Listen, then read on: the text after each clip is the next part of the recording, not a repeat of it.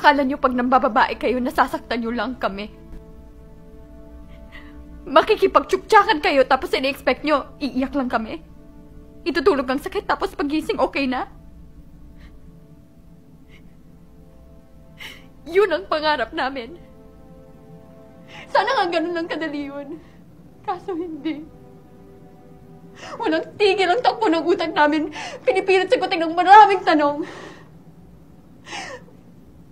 Bakit niya kaya nagawa yun? Am I not enough? May kulang ba sa akin? May mali ba sa akin? Pangit ba ako? Pangit ba ang katawan ko? Kapalit-palit ba ako? No. Then why? Bakit mo ako nagawang lokohin? Alam mo kung bakit? Ang bahaw kasi ng bibig mo eh. Ay!